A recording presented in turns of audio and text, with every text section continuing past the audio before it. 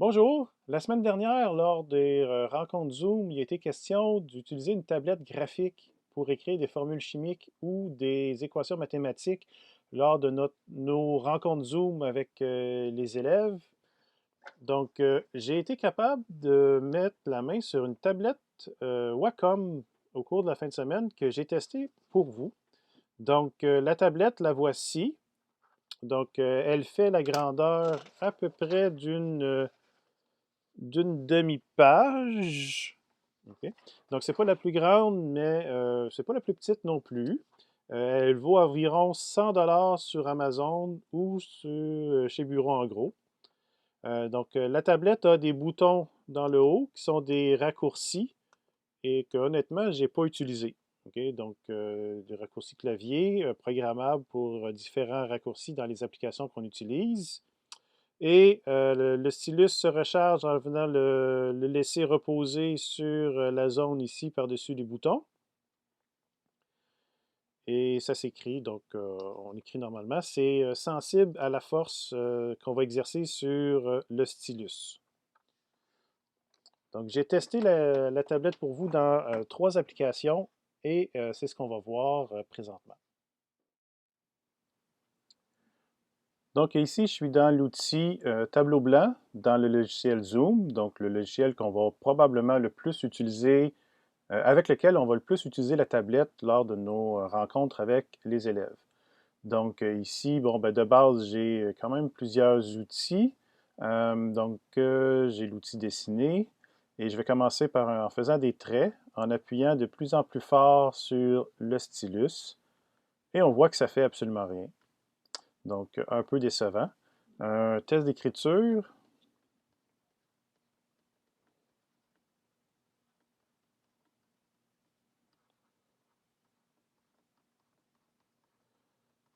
Donc, ici, j'ai écrit à la vitesse comme si j'écrivais sur une feuille de papier.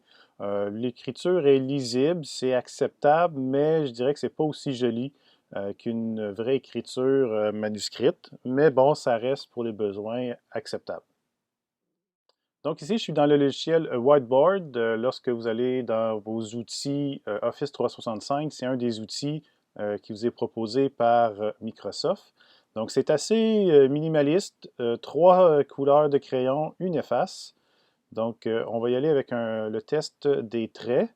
Donc encore une fois, je vais faire mes traits en appuyant de plus en plus fort et on voit que ça ne fait rien. Par contre, ici, le trait suit beaucoup mieux le curseur et je vais y aller avec un test d'écriture.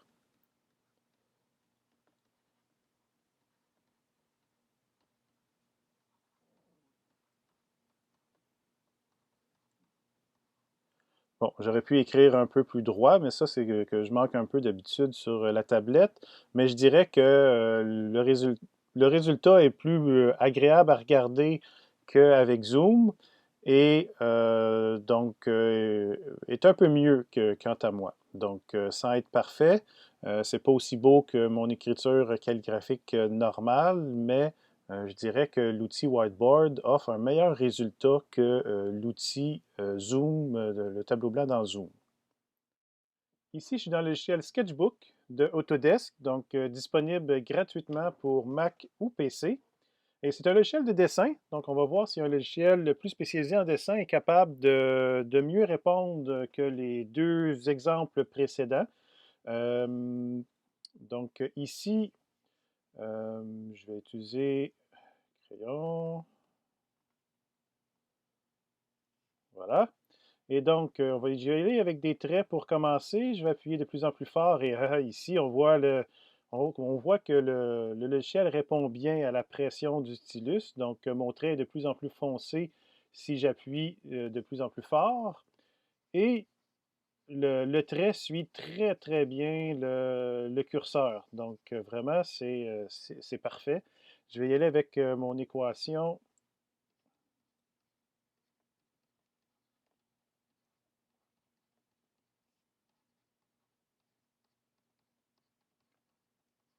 J'ai presque l'impression d'écrire sur une feuille blanche. Le logiciel ferait vraiment toute la différence. Ce que vous voyez à l'écran est très, très proche de mon écriture manuelle standard, là. Donc, vraiment, c'est très impressionnant. Ça fonctionne très, très bien. Donc, je dirais que la clé du succès pour utiliser adéquatement la tablette est d'avoir un bon logiciel compatible avec la tablette et on va obtenir un très bon résultat. Comme on a pu voir dans les trois tests que je vous ai présentés, la qualité de la calligraphie va vraiment dépendre du logiciel qu'on utilise. Donc, ça sera à vous de faire votre choix de logiciel à privilégier. Ici, on est dans les préférences de la tablette. Donc, juste vous donner un petit aperçu des réglages qu'il est possible de faire. Donc, au niveau de la tablette, il y a des boutons qui sont des raccourcis qu'on va pouvoir venir personnaliser en fonction du logiciel qu'on va exploiter. Donc, ici, ben, j'ai pas utilisé ces fonctions-là encore. On a l'état de la pile du stylet qui est affiché. Pour recharger le stylet, il faut juste le déposer sur la tablette et ça va recharger sans fil par induction. Le stylet a deux boutons, donc pour pouvoir venir personnaliser les boutons. Ici, dans correspondance, c'est un réglage que j'ai utilisé. Donc là, présentement, j'utilise un double écran. Comme vous pouvez voir, mes deux écrans ici. Et pour gagner de la précision sur la tablette, donc avoir une écriture plus fine, j'ai utilisé l'usage de la tablette sur un seul écran. Et ça permet de maximiser la surface de la tablette là, sur la surface de l'ensemble de l'écran.